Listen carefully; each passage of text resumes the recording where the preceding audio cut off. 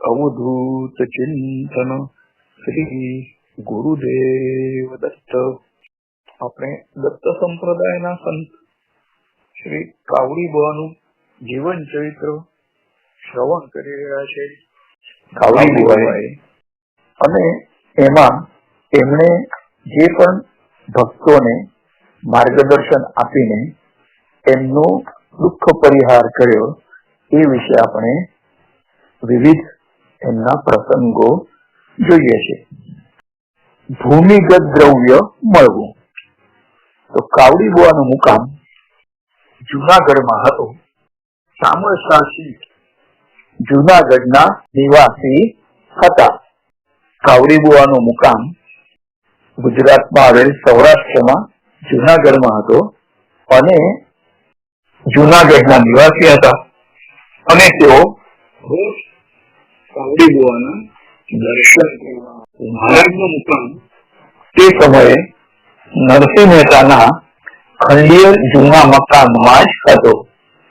તો ભૌતિક મકાન ભલે ખંડેર હોય પણ સતત ચૈતન્યમય એવા નરસિંહ મહેતા અને એમણે જે ભક્તિ કરી હતી તો એના થકી આધ્યાત્મિક દ્રષ્ટિએ એ મકાન ખૂબ જ જાજ્વલ્યમાન, પ્રકાશિત અને પવિત્ર હતું।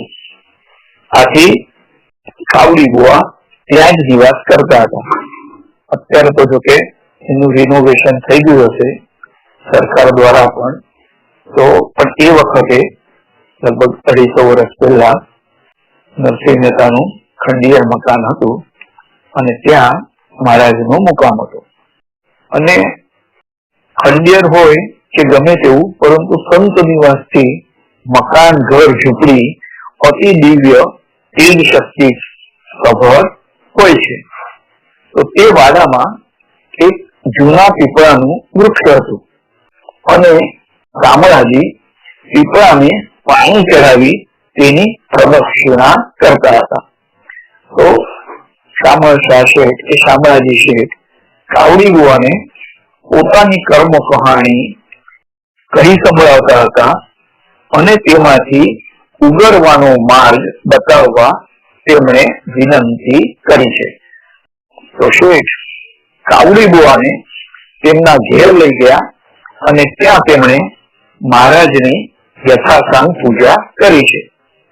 કાચું સીધું પણ આપ્યું છે અને મહારાજે તેમના વાડાનું નિરીક્ષણ કર્યું છે। તો વાડામાં આવેલા પીપળાના થોડની થી 10 ફૂટ દૂર ભમરા જમીનમાં જતા કાવડી બુવાએ જોયા છે। તો મહારાજે એ શેઠને કહ્યું કે જે જગ્યાએ આ ભમરાઓ જમીનમાં પ્રવેશ કરે છે તો ત્યાં વિપુલ દ્રવ્ય થઈ શકે છે, પરંતુ એ ભૂમિગત દ્રવ્ય ને ભૂમિ પૂજા કરીને કાઢવું જોઈએ, નહીં તો અનેક પ્રકારના સંકટો પણ આવતા હોય છે। શામળાજી શેઠે મહારાજની આજ્ઞા પ્રમાણે ભૂમિ પૂજા કરી અને જગ્યામાં ખોદકામ શરૂ કર્યું છે।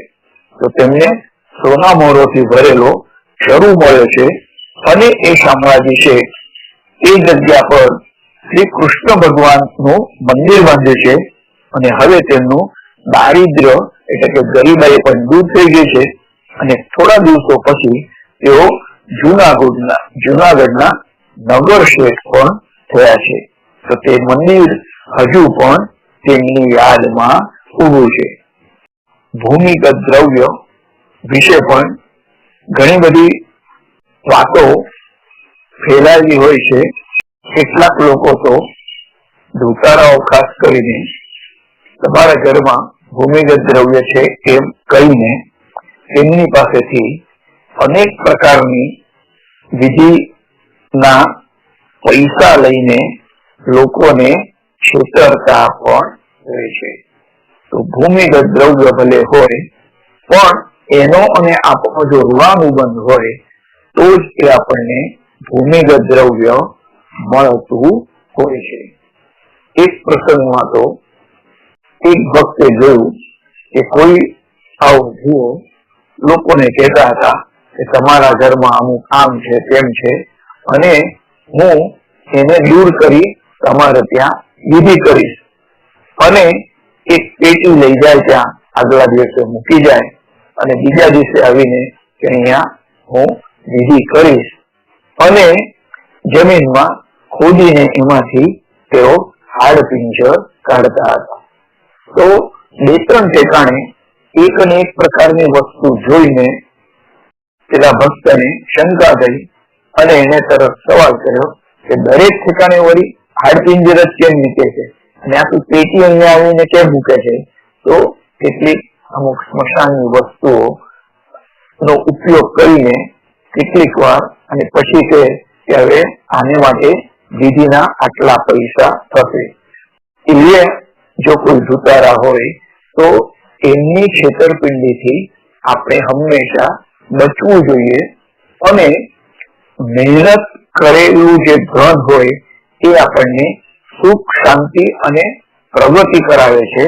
જ્યારે આવું કોઈ પણ દૂષિત ધન હોય અને એને વિધિ કર્યા વગર તમે લઈ લો તો પછી તમને અનેક પ્રકારના દુઃખ અને સંકટો ભોગવવા પડતા હોય છે. આમ તો સ્મશાનમાં ઉછળેલા નાણાં હોય એના ઉપર પણ ઘણી બધી તાંત્રિક વિધિઓ કરવામાં આવતી હોય છે, પણ એના થકી પણ જો તમને કોઈ ધન પ્રાપ્ત થાય તો એ ધન તમને જે પવિત્રતા અને શાંતિ સમૃદ્ધિ એ બધું તમને સાત્વિકતા કદી પણ આપી શકતી નથી. અને સૌથી શ્રેષ્ઠ તો એ જ છે કે તમે જાત મહેનત કરો અને મહેનતના પૈસા એની જે કમાઈ હોય એમાંથી પણ તમે ધર્મ કાર્ય કરો. બાકી 2 નંબરની કમાણીમાંથી ધર્મ કાર્ય કરો તો એનાથી પણ તમને કદી પુણ્ય મળતું નથી. એના પછી ખેત ઉત્પાદનમાં વધારો. કાવડી બુવાની કથા ચાલુ હતી અને પોખરણા ગામના લાલભાઈ પટેલ કથા સાંભળવા આવ્યા હતા. કથા સમાપ્ત થયા પછી મહારાજ સામે થોડા ફળ તેમણે મૂક્યા છે અને પ્રણામ કર્યા છે. તો કાવડી બોય સહજ પૂછ્યું કે પટેલ ખેતીમાં કેમ છે? એટલે પટેલે કહ્યું કે મહારાજ મરણતોલ મહેનત કરું છું, પરંતુ મહેનતના પ્રમાણમાં મને યશ મળતો નથી. બધા પ્રયત્નો અજમાવી જોયા છે અને હવે મારા નસીબમાં દરિદ્રતાના ડુંગર નીચે કચડાવવાનું અને કરજના બોજ નીચે રહેવાનું જ થયું છે. આપ અમારા પર કઈ કૃપા કરો તો જ તેમાંથી માર્ગ નીકળે. તો દરેક મનુષ્યના પૂર્વ કર્મ પણ હોય છે અને એ પૂર્વ કર્મ અનુસાર જ તેને સાંપ્રત જન્મમાં તેને સુખ સગવડ અથવા તો દુઃખ અને વિટંબણાઓ મળતી હોય છે. પરંતુ તેમનું જો પૂર્વ પુણ્ય ક્યાંક લટાયેલું પડ્યું હોય અથવા એની આડે કઈક પાપ કર્મ આવતું હોય તો એ પુણ્યનું ફળ પણ તે ભોગવી શકતો નથી અને તે પુણ્ય પ્રકાશિત કરવા માટે પ્રગટ કરવા માટે આવા સંત પુરુષો નું માર્ગદર્શન આપણને મદદરૂપ હંમેશા થતું હોય છે. વાત પણ સાચી જ હતી અને કોઈ પણ સમયે કોઈ પણ સંકટમાં સંત પુરુષો હંમેશા પોતાના ભક્તોને બચાવી શકતા હોય છે.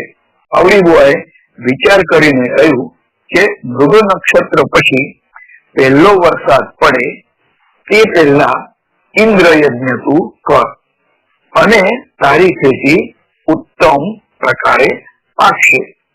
મહારાજે બતાવ્યા પ્રમાણે યજ્ઞ કરવાથી ખેતીમાં ભરપૂર પાક થયો અને લાલભાઈ દેવામાંથી પણ મુક્ત થયા છે. તો લાલભાઈ પટેલ દર વર્ષે ઇન્દ્ર યજ્ઞ કરતા અને આથી તેમનું દારિદ્ર્ય તો દૂર થયું જ, પરંતુ બીજી વધારાની સેંકડો એકર જમીન તેમણે ખરીદ કરી છે. કુવાઓ ખોદાવ્યા છે અને ફળની વાડીઓ વાવી છે. અનાજ, કપાસ, તંબાકુ ઇત્યાદિનો ભરપૂર પાક થવા લાગ્યો છે. તો લાલભાઈ દર વર્ષે કાવડી બુવાના શ્રી કૃષ્ણ ઉત્સવમાં આવતા અને વરમાલા સ્થળે આવેલી વાડી તેમની યાદ અપાવે છે. સંતો પુરુષો અનેક પ્રકારનું માર્ગદર્શન આપે છે અને સંકટગ્રસ્ત ભક્તોને હંમેશા સહાયરૂપ બનતા હોય છે. આના પછી કુવામાં ભરપૂર પાણી લાગવું. તો વડોદરામાં વાડી અને મહાદેવ તળાવ વિસ્તારમાં દર વર્ષે ગણેશોત્સવ, રામ જન્મોત્સવ, કૃષ્ણ જન્મોત્સવ જેવા ધાર્મિક ઉત્સવો ઉજવાતા હતા અને પારણામાં સહેજે 1000-1200 ભક્તો મહાપ્રસાદ એટલે કે ભોજન માટે ભેગા થતા હતા. તે સમયે પાણીની ખૂબ જ અછત હતી. તો આજવા સરોવર બન્યા પહેલાની આ વાત છે. તો ઉત્સવ સમયે પાણી ભરવા માટે ખાસ માણસોની વ્યવસ્થા કરવી પડતી અને પાણી લાવનાર માણસો આખો દિવસ પાણી ભરી ભરીને થાકી પણ જતા હતા અને તેમ છતાં પાણીની અછત જણાતી હતી. કાવડી બુવાએ તે સમયે ભક્તોને સૂચન કર્યું કે ઉત્સવ નજીક એક કૂવો તમે ખોદાવો. તો 100 બ્રાહ્મણોને વરુણ સૂક્તના પાઠ કરવા બેસાડ્યા છે અને કૂવાનું ખોદકામ થયું અને તેમાં મીઠું પાણી મળ્યું છે. તો પાણી પણ પુષ્કળ હતું અને ચારે બાજુથી ઝરણા વહેતા હતા. કૂવા માટે વરુણ શાંતિ કરવામાં આવી. તે પછી કૂવાને ચારે બાજુએ 5-5 એમ કુલ 20 ગલગડીઓ પાણી ખેંચવા માટે બેસાડવામાં આવી છે અને પાસે મોટો હોશ પણ બંધાવ્યો છે. તો તે સમયે વીજળી કે પાણી ખેંચવા મોટર વગેરેનો કોઈ પ્રશ્ન જ ન હતો, કારણ કે 250 વર્ષ પહેલા એવી કોઈ વીજળી પ્રાપ્ત ન હતી અને કુવાને લીધે તે વિસ્તારમાં લગ્ન સમારંભ, ઉત્સવ પ્રસંગે પાણીની અછત જણાતી નહીં. આજે કુવો થઈ ગયો તેને લીધે.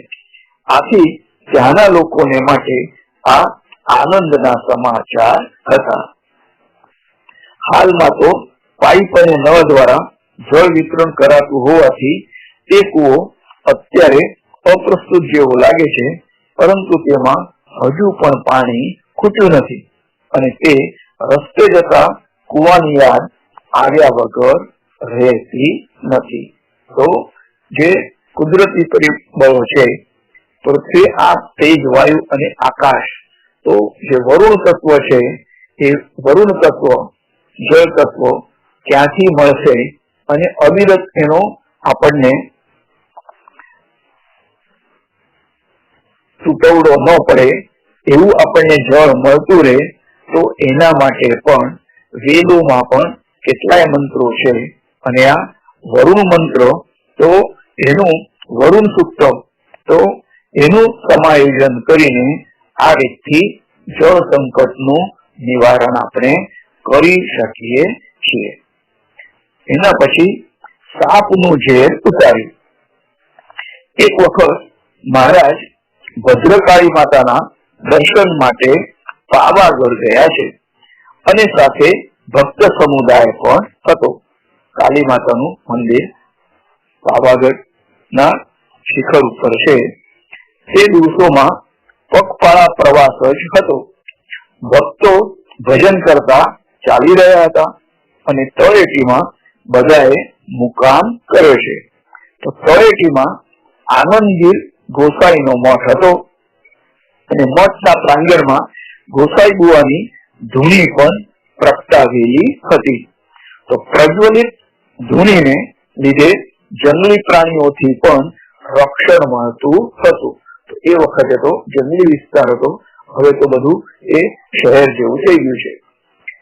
કાવડી બુઆ જયારે ત્યાં પહોંચ્યા ત્યારે સાંજ થઈ હતી અને તે જ મઠમાં સર્વે એ મુકામ કર્યો છે.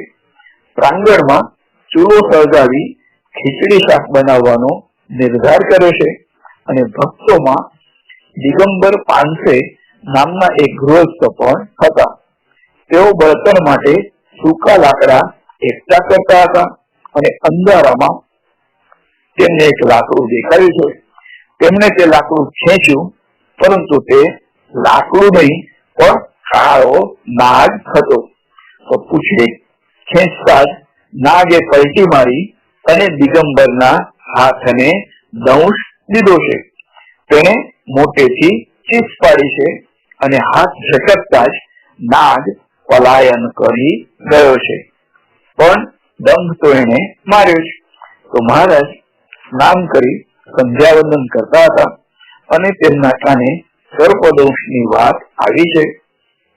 દિગંબર પાનસેને ઘેન આવતું હતું અને આંચકી પણ ચાલુ થઈ હતી. તો મહારાજે પાણી ભરેલો દેગડો તેના પર ખાલી કર્યો છે અને પોતાની સંધ્યાનું પાણી પીવા માટે આપ્યું છે. તો સંત સ્પર્શથી પવિત્ર થયેલા જળને લીધે દિગંબરને ઝેર ચડ્યું નહીં, ફક્ત થોડો સમય ઘેન ચડ્યું એટલું જ.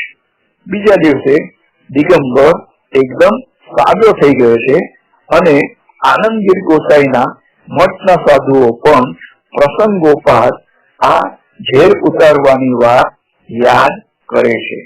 તો આવા તો અનેક પ્રસંગો અને ભક્તોને કાવડી બુઆએ તેમનો ઉદ્ધાર કર્યો હતો. આ જીવન ચરિત્રની ઘણી બધી વાતો આપણે શ્રવણ કરી છે અને હજુ પણ એમની કેટલીક વાતો છે એ આપણે આવતા પ્રવચનમાં શ્રવણ કરીશું. અવધૂત ચિંતન શ્રી ગુરુદેવ દત્ત. શ્રી કાવડી બુઆનો જય જયકાર હજો.